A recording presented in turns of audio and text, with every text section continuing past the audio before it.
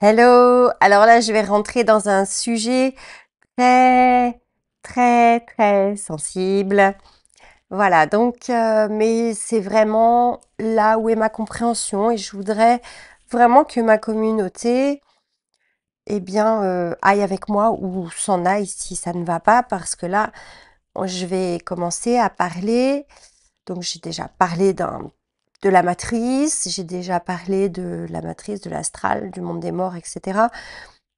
Du plafonnement, de l'emprise des entités, donc dans le plan surmental également, même une fois qu'on a fusionné avec son soi divin. Donc là, je rentre en ligne de compte, ce sera une vidéo pour les initiés, tout simplement. Et puis les autres, eh bien, vous passez si ça vous intéresse pas. Dans l'astral, dans le Tao, dans le Tantra, dans le bouddhisme, dans plein de choses comme ça, on va vous dire qu'une personne est illuminée, une personne est en haut, etc., qu'elle a ascensionné. Et en fait, c'est vraiment le cas des maîtres ascensionnés, par exemple, des anges, etc., et de certains êtres humains encore vivants sur notre Terre actuellement. Donc, ces personnes ont ascensionné et ont une sensation de décorporation. Donc, elles sont plus dans leur corps, elles sont plus dans leurs émotions. Elles ne réagissent plus, elles sont vraiment, vraiment dans un état, de zénitude totale, etc. Et c'est réel et c'est même chouette pour elles. D'ailleurs, c'est tellement chouette que, étant dans cet état d'extase permanent, eh bien, elles sont effectivement montées. Donc, elles sont plus sur la 3D, mais elles vivent quelque part en 5D ou plus haut encore. Ce qui est très vrai. Mais dans ces espaces-là, c'est l'astral encore. Et donc, ces personnes vibrent à une vibration d'ange. Mais c'est là où je vais être sensible, c'est-à-dire que les anges, eh bien, c'est le haut astral. Ça n'est pas le plan divin ou morantiel, comme on pourrait le dire. Pas du tout, c'est pas le plan de l'unification, pas du tout. C'est vraiment le plan du haut astral et ça n'a rien à voir avec cette ascension. Il y a toujours, je me mets à genoux devant des maîtres extérieurs, je ne suis pas souverain de moi-même puisque je dis amen à d'autres personnes, je vais chercher l'aide euh, moyennant des contrats de soumission évidemment, l'aide d'anges ou de X, Y guide, Dieu ou déesse. Et donc là, bien, on voit qu'on est toujours dans la soumission puisqu'il y a contrat. Or, une conscience est complètement seule déjà, elle est seule, elle crée son espace seule et elle ne souhaite en aucun cas être interférée. Voilà. Donc une conscience peut parler à d'autres consciences, il n'y a pas de problème, mais aucune interférence, aucune ingérence. Voilà. Donc, alors comment sait-on, voilà, donc qu'est-ce que c'est l'ascension versus, souveraineté, en fait, tout simplement? Eh bien, cette ascension-là, le but n'est pas de monter quelque part, le but est bien de vivre dans la 3D, bien dans la matière, bien dans le dur et les problèmes et l'engrammage de tout ça et la matrice, voilà. Donc, on vit bien dedans, à fond, même dans le bas, c'est pas un problème. La seule chose qui est différente, c'est qu'on fait rentrer toutes les parties de soi qu'on a perdues dans la descente de l'incarnation, on les récupère et donc on ramène sa conscience du plus haut dans son corps, dans son ego. C'est vraiment ramener en gros euh, le joueur, le conducteur dans son véhicule, bien au volant de son véhicule. Et son véhicule qui roule sur la croûte terrestre, d'accord? Et donc, eh bien, en fait, c'est apprendre. On va pas être perché dans des vibrations super hautes. Au contraire, c'est bien plus hard. Alors, comment on sait que, eh bien, vous devenez une personne très spirituelle, ok. Vous êtes une personne qui est devenue très stable émotionnellement, euh, voire inébranlable, mais a priori, on n'est pas inébranlable quand on n'est pas souverain, parce que des paroles comme ça, bien, vous allez claquer la porte et vous allez dire, elle raconte n'importe quoi. Donc là, vous serez ébranlé. Voilà, peut-être quelque chose pour se repérer. Donc, eh bien, effectivement, on est inébranlable dans un monde bien dur. On a une confiance en soi absolument extraordinaire et on n'est absolument pas effrayé d'être seul contre tous. C'est pour ça que je me permets maintenant de faire ce type de vidéo parce que j'en ai rien à cirer si ça va pas. Voilà. De toute façon, je suis franchement pas la seule actuellement à parler de ça. Euh, Bien que ça fasse longtemps que je connaisse ça, je voulais m'exprimer bien plus tôt, mais moi, j'avais pas l'assise pour le faire. Bien trop de peur encore pour le faire et ce n'est plus le cas maintenant, mais je peux vous assurer qu'un certain nombre de personnes l'ont fait avant moi et ont dépassé leur peur avant moi et ils sont nombreux. Euh, voilà, donc les ressentis quand on ascensionne en haut astral, eh bien c'est vraiment de l'extase, du bonheur, enfin c'est voilà, c'est un ressenti de très haute vibration.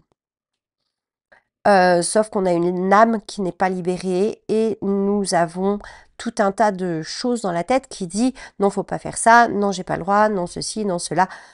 On est limité, on n'a pas sa souveraineté.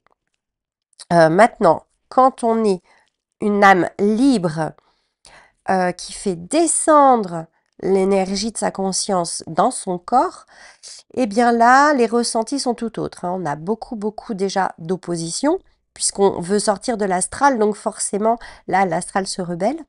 Donc énormément d'opposition, donc je dirais qu'on se sent pas bien, on n'est pas bien du tout. Pourtant, on a une volonté de dingue.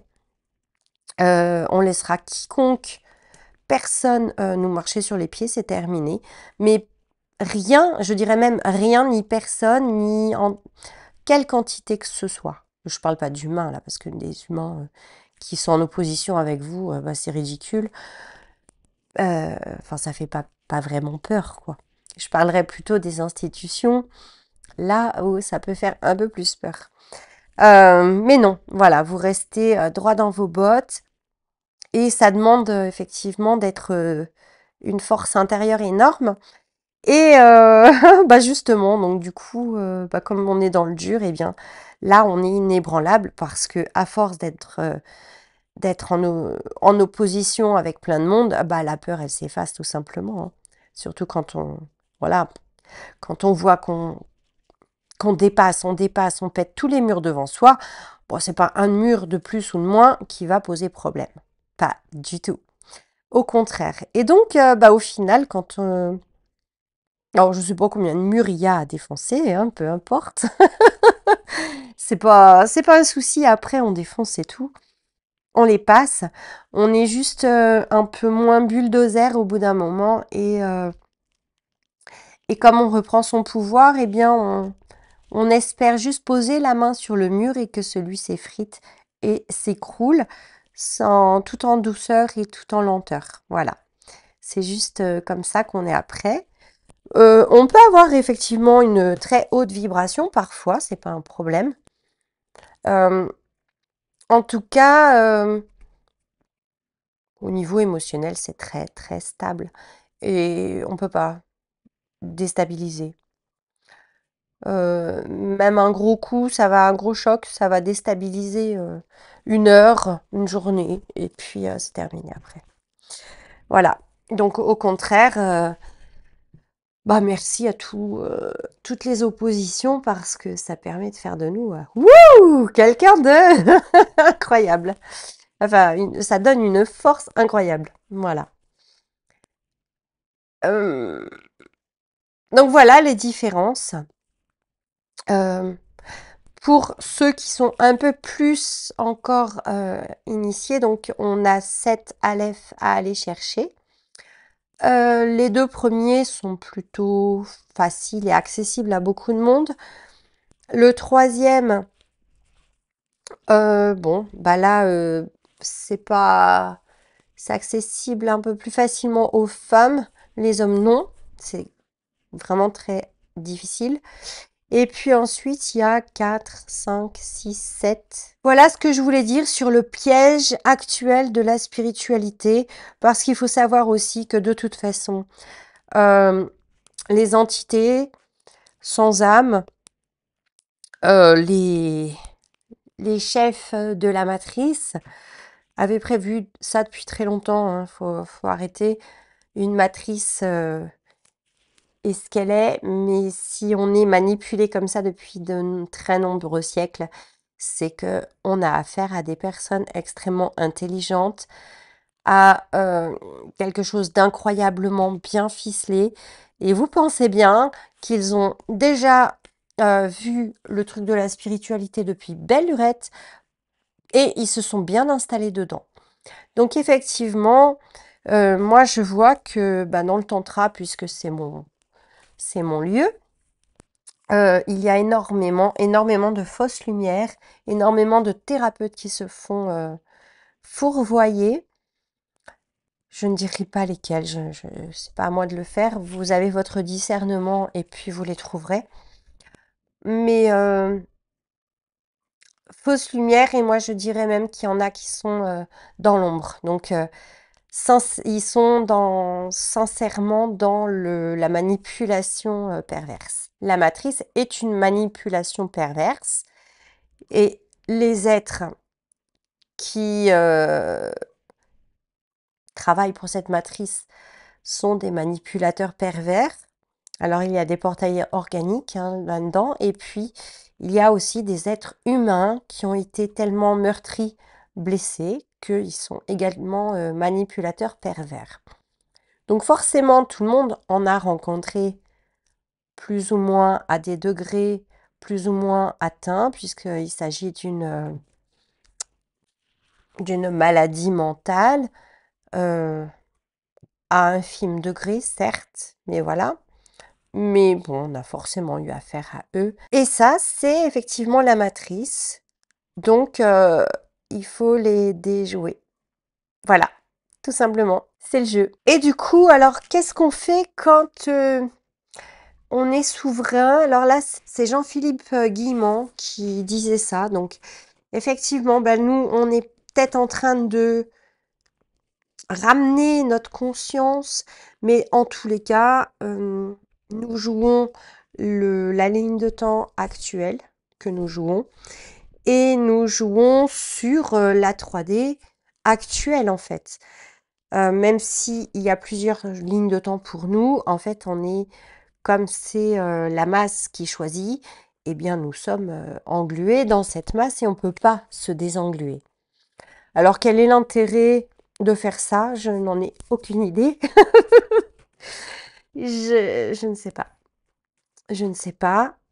Je sais juste que l'humain qui le fait, c'est comme si il le fait ou il meurt en fait.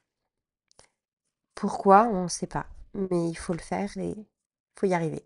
Voilà. Parce que moi, je pars vraiment de base d'une humaine absolument lambda, avec un esprit complètement terre à terre, lambda. Et je me retrouve à vouloir choper les aleph et à parler de ma conscience et avec ma conscience. Enfin, non, je peux pas vous dire pourquoi, mais c'est comme ça et c'est un vrai but, c'est les tripes qui nous poussent, quoi. Voilà.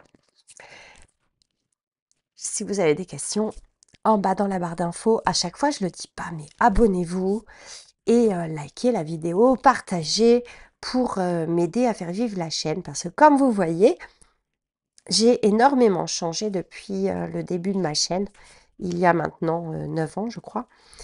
Et ça n'a plus rien à voir. Ceux qui m'écoutaient avant sont à l'ouest maintenant sur mes vidéos. Et voilà, donc j'aimerais bien que vous me partagiez sur les personnes qui ont besoin de voir mon travail maintenant actuel. Merci, au revoir.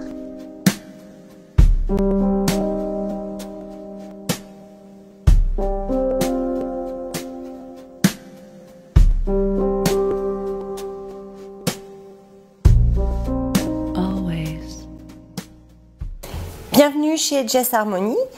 Je suis votre initiatrice tantrique depuis 2011. Je vous aide à vous reconnecter à vous-même par la voie tantrique et la sexualité sacrée. Pour recevoir mes vidéos régulièrement, n'hésitez pas à vous abonner à ma chaîne.